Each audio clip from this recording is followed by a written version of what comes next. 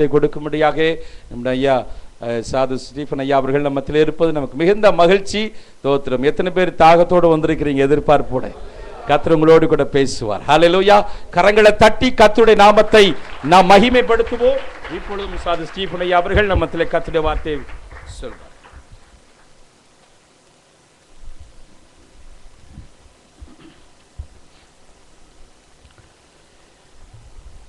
கர்த்தருடைய பரிசுத்த நாமத்திற்கு மகிமை உண்டாவதாக.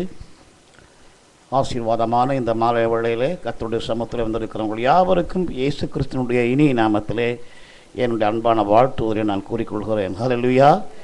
இது இந்த கூட்டத்தின் கடைசி நாள் மட்டுமல்ல, கடைசி பகுதி மட்டுமல்ல, ஆண்டவருடைய வருகை சமீபித்து விட்ட கடைசி மணி வேளையில் இங்கே வந்திருக்கிறோம். எனவே ஒரு முக்கியமான காரியத்தை நம்ம சிந்திக்க போகிறோம். சிந்தை சிதறாமல் ஜெபத்தோடு கவனிக்கணும். தியானிக்கும் வேளையிலே ஆண்டவரே வசனத்தால் என்னை தொடும், என்னை கழுவும், என்னை பிரசுத்தப்படுத்தும், என்னை உண்மை போல் மாற்றும். Touch my Lord, touch my life, make me more like thee. தொடும் என் ஆண்டவரே, தொடும் என் வாழ்வினையே, இயேசுவை உண்மை போல் என்னை மாற்றுமே. இது ஒரு பழைய ஜெபப்பாடல். கத்தோலிக்க திருச்சபையிலே பாடுகிற ஒரு பழைய ஜெபப்பாடல், மீனிங்ஃபுல் சாங். கண்களை மூடி அந்த உணர்ந்து பாடுவோமா? தொடும் என் ஆண்டவரே, தொடும் என் வாழ்வினையே, இயேசுவே உம்மை போல் என்னை மாற்றுமே. தொடும் என் கண்களையே, உம்மை நான் பார்க்க வேண்டுமே.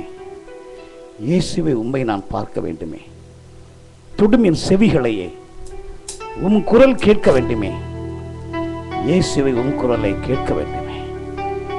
தொடும் என் ஆண்டவரே, தொடும் என் ஆண்டவரே, தொடும் என் வாழ்வினையே, இயேசுவே உம்மை போல் என்னை மாற்றுமே. தொடும் என் ஆண்டவரே, தொடும் என் வாழ்வினையே, இயேசுவே உம்மை போல் என்னை மாற்றுமே. தொடும் என் கண்களையே, உம்மை நான் பார்க்க வேண்டுமே. இயேசுவே உம்மையே நான் பார்க்க வேண்டுமே. தொடும் என் செவிகளையே, உம் குரல் கேட்க வேண்டுமே. இயேசுவே உம் குரலை கேட்க வேண்டுமே. தொடும் என் ஆண்டவரே, தொடும் என் வாழ்வினையே, இயேசுவே உம்மை போல் என்னை மாற்றுமே. தொடும் என் ஆண்டவரே, தொடும் என் வாழ்வினையே, இயேசுவே உம்மை போல் என்னை மாற்றுமே. என்னை மாற்றுமே.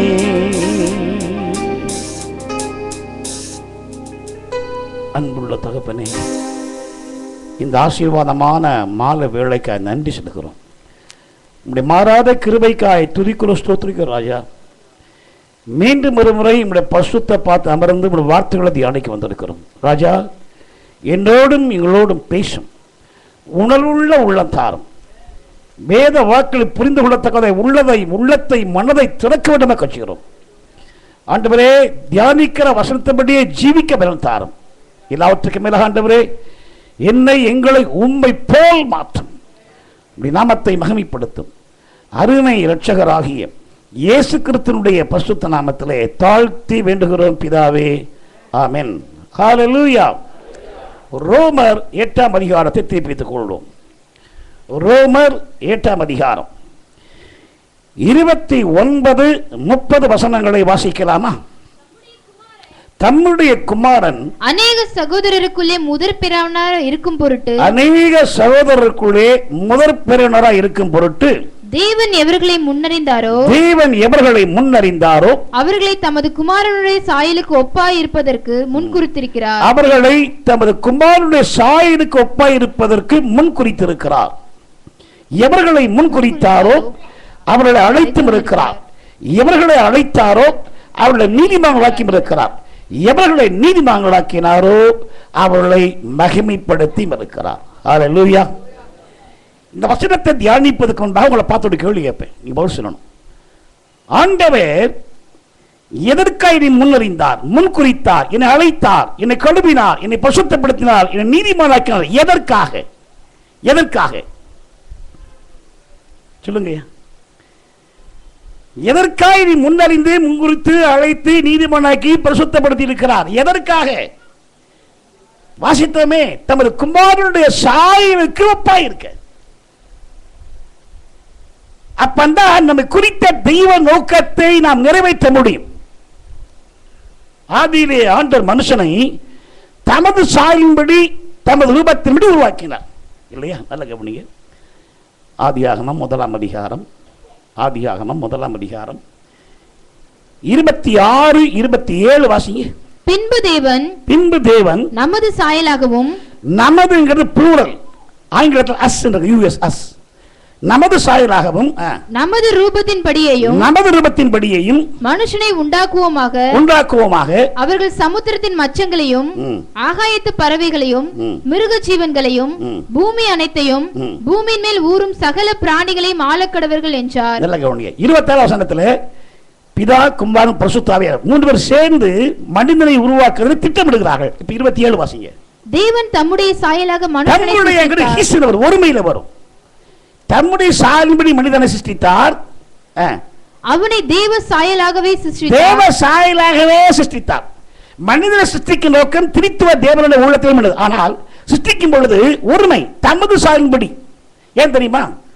பிதாவுக்கு சாயல் கிடையாது, ரூபம் கிடையாது. பரிசுத்த ஆவியாருக்கு சாயலும் கிடையாது. இயேசு கிறிஸ்துக்கு மட்டும்தான் சாயல். Praise the Lord. எனவே ஆண்டவர் மனுஷனை குமாரனாய கிறிஸ்துவின் சாயலின்படி ரூபத்தின்படி உருவாக்கினார். அந்த சாயலிலே, அந்த ரூபத்திலே அவன் யுகாயுகமாய் நிலைத்திருக்க வேண்டும் தேவ திட்டம்.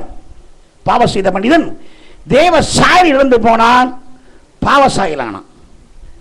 மனிதன் இழந்து போன தேவ சாயலை அவனுக்கு திரும்ப பெற்றுக் கொடுக்க இயேசு கிறிஸ்து தேவனுடைய ரூபமாய் இருந்தும் தேவனுக்கு சமமாக இருப்பதை கொள்ளையல்லாமல் தம்மை விரும்பியாக்கி அடிமையின் ரூபம் எடுத்து மனித சாயலானார்.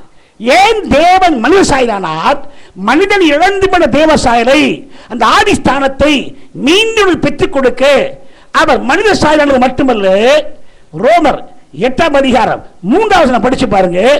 அவர் பாவ மாம்சத்தின் சாயலாகவும் பாவத்தை போக்கும் பலியாக வெளிப்பட்டாராம். ஹல்லேலூயா. மனிதன் இழந்து போன தேவ சாயலை பெற்றுக்கொள்ள அப்பந்தான் ஆள முடியும். ஆண்டு கொள்ளுங்கள் என்னவன் ஆசை வைத்தார். மனிதன் ஆளும்படியை படைக்கப்பட்டவன், ஆளும்படி ஆஸ்வதிக்கப்பட்டவன். தேவ சாயல் இழந்த மனிதன் ஆளுகை இழந்து போனான், அடிமைப்பட்டு போனான்.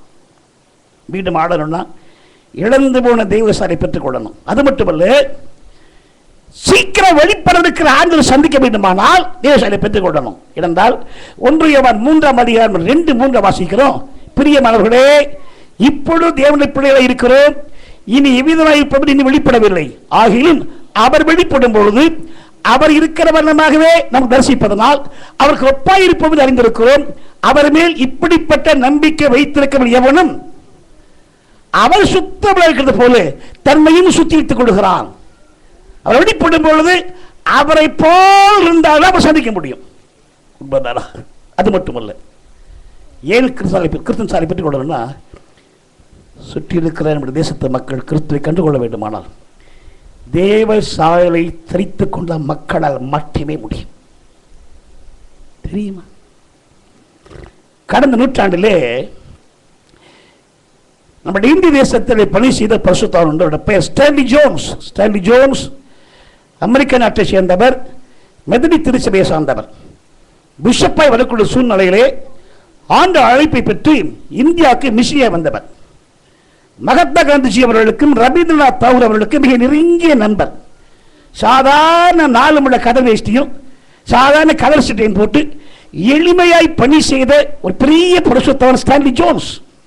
மகாத்மா காந்திஜி அவர்கள் தன்னுடைய சத்தியாகிரக போராட்டம் நடத்துக்கு முன்பாக காங்கிரஸ் வரவழைப்பாராம். ஸ்டான்லி ஜோன்ஸை வரவழைப்பாராம்.